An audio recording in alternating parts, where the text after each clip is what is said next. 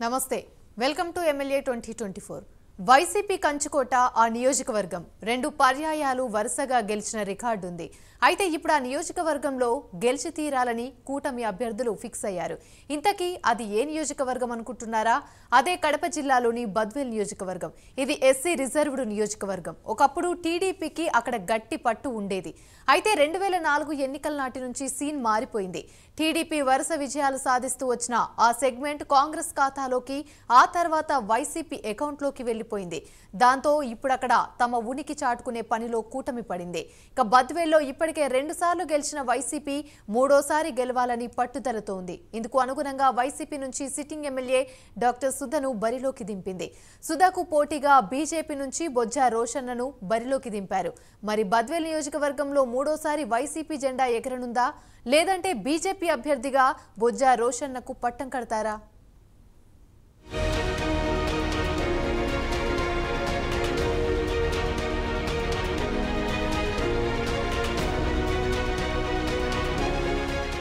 బద్వేల్ నియోజకవర్గంలో రాజకీయాలు రసవత్తరంగా మారనున్నాయా అంటే అవుననే సంకేతాలు వినిపిస్తున్నాయి అయితే ఇప్పటికే బద్వేల్ నియోజకవర్గంలో 2 పర్యాయాలుగా గెలిచినటువంటి డాక్టర్ సుధా మళ్ళీ ఈసారి గెలవనున్నారా లేకుంటే ఇప్పటికే ఉమ్మడి కుటుంబం నుంచి నిలబడినటువంటి అభ్యర్థి రోషన్న గెలవనున్నారా అయితే వైఎస్ఆర్ కాంగ్రెస్ పార్టీలో ఇప్పటికే 2-3 వర్గాలుగా విడిపోయినటువంటి వైఎస్ఆర్ కాంగ్రెస్ పార్టీకి ఈసారి మైనస్ తగలనుందా అయితే బీజేపీ నుంచి నిలబడినటువంటి రోషన్న ఈసారి అక్కడ ఉన్నటువంటి ప్రజలు ఆదరిస్తారా ఇలాంటి అనేక ప్రశ్నలకు జవాబులు కావాలంటే వాచ్ ది స్టోరీ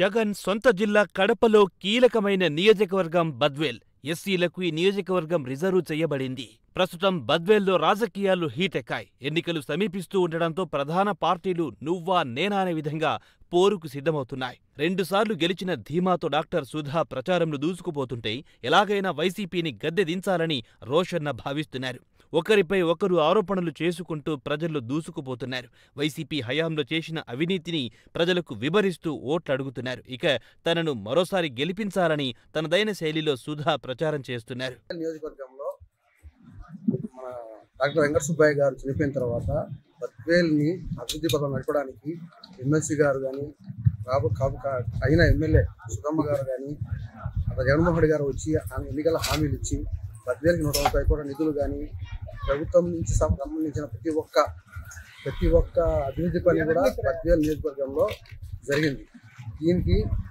ఖచ్చితంగా బద్వేల్ నియోజకవర్గ ప్రజలు కానీ ఆంధ్ర రాష్ట్ర ప్రజలు కానీ గుర్తుపెట్టుకొని జగన్మోహన్ రెడ్డి గారిని సీఎం గాను డాక్టర్ సుధమ్మ గారిని ఎమ్మెల్యే గాను ఖచ్చితంగా గెలిపిస్తాం దాంట్లో ఎటువంటి డౌట్ అవసరం లేదు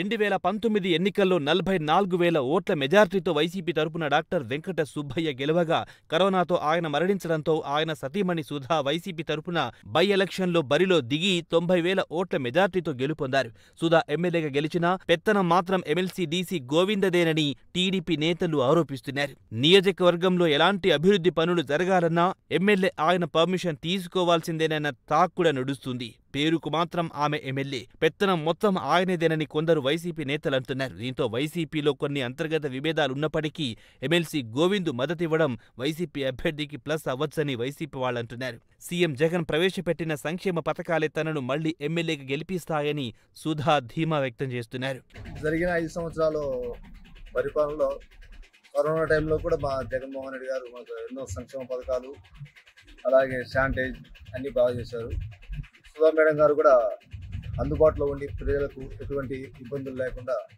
తన సహాయ సహకారాలు అందించారు జరగబోయే ఎలక్షన్లో ఎమ్మెల్యే గారు బద్వేల్ నియోజకవర్గం నుండి 50,000 నుంచి 60,000 మెజార్టీతో గెలవడం తథ్యం అలాగే మన ఎంపీ అవినాష్ రెడ్డి గారు అత్యధిక మెజార్టీతో గెలుస్తున్నారు అలాగే మన రాష్ట్రంలో వైఎస్ జగన్మోహన్ రెడ్డి గారు అధికారానికి వస్తారని నా అభిప్రాయం ఖచ్చితంగా వస్తారు ఎందుకంటే జరిగిన 5 సంవత్సరాలు మనం చూసిన సంక్షేమ పథకాలు కానీ అభివృద్ధి కానీ ఇప్పుడు ప్రభుత్వంలో కానీ ఇంకా ఎప్పుడు జరగలేదు ఇప్పుడు ప్రభుత్వం జరిగింది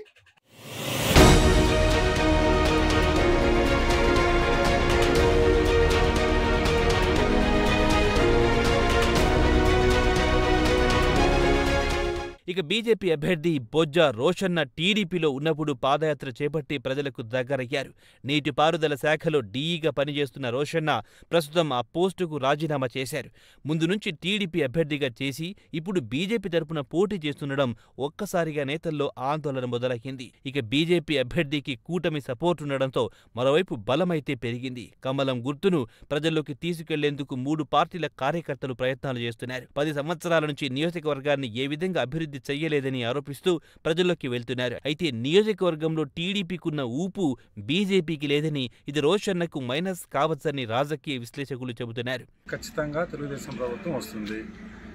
వైసీపీ ప్రభుత్వం పైన బద్వేల్లో విసిగిపోయారు ప్రజలు. ఈ భూ ఆక్రమణలు, ప్రజా వ్యతిరేక కార్యక్రమాలతో ఇక్కడ బీజేపీకి పొత్తుల్లో భాగంగా బీజేపీకి వచ్చిన బొజ్జ రోషన్న అభ్యర్థిగా ఉన్నాడు. సో కేంద్ర ప్రభుత్వ పథకాలతో పాటు రాష్ట్ర ప్రభుత్వాల పథకాలు రావచ్చి బద్వేల్ డెవలప్మెంట్ కావాలంటే బొజ్జ రోషన్న అత్యధిక మెజార్టీలో గెలవాలి. గెలిస్తే బద్వేల్ డెవలప్మెంట్ చాలా బాగా జరుగుతుంది.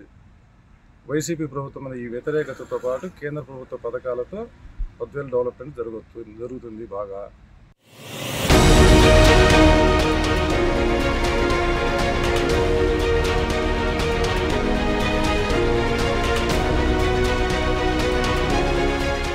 బద్వేల్లో మూడోసారి వైసీపీ జెండా ఎగురవేయాలని ధీమాతో ఉన్న వైసీపీ ఎలాగైనా వైసీపీని ఒడగొట్టి బీజేపీ జెండా ఎగురవేయాలని కూటమి అభ్యర్థులు వ్యూహాలు రచిస్తున్నారు. పోటాపోటీ వ్యూహాలతో ఇరు పార్టీల నేతలు అడుగులు వేస్తున్నారు. మరి బద్వేల్లో వైసీపీ గెలిచి హ్యాట్రిక్ సాధిస్తుందా, లేదంటే ప్రజలు బీజేపీకి ఓటు వేస్తారా అనేది తెలియాలంటే వేచి చూడాల్సిందే.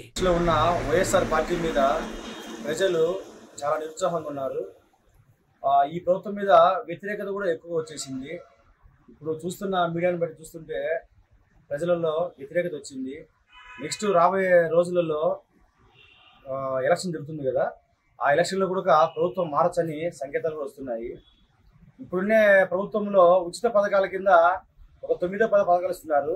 ఈ పథకాల వలన 10% ప్రజలు బాగుపడుతుంటే ఈ పథకాలు ఇవ్వడం వల్ల నిత్యావసర సరుకులు కానీ మిగతావి కానీ రేట్లు పెంచబడి 60% మంది నష్టపోతున్నారు.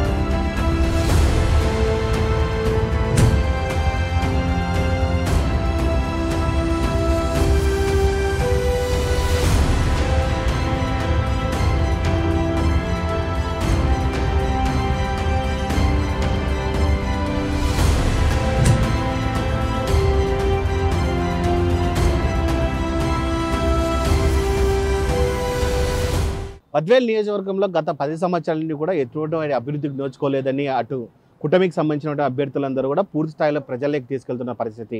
అయితే ఇక్కడ ఉన్నటువంటి YCP MLC DC Govind Reddy అవినీతి అలాగే కబ్జాలు కూడా ప్రజల్లోకి తీసుకెళ్తూ కూడా పెద్ద ఎత్తున ఇక్కడ కూటమి అభ్యర్థిని గెలిపించేందుకు కూడా ప్రయత్నాలు చేస్తున్నారు. అయితే మరోపక్క చూసుకుంటే కనుక ఇప్పటికే బీజేపీకి ఇక్కడ ఎటువంటి ఓట్ బ్యాంక్ లేదంటూ కూడా వైసీపీ కూడా పూర్తి స్థాయిలో ప్రజలకు తీసుకెళ్తున్న పరిస్థితి.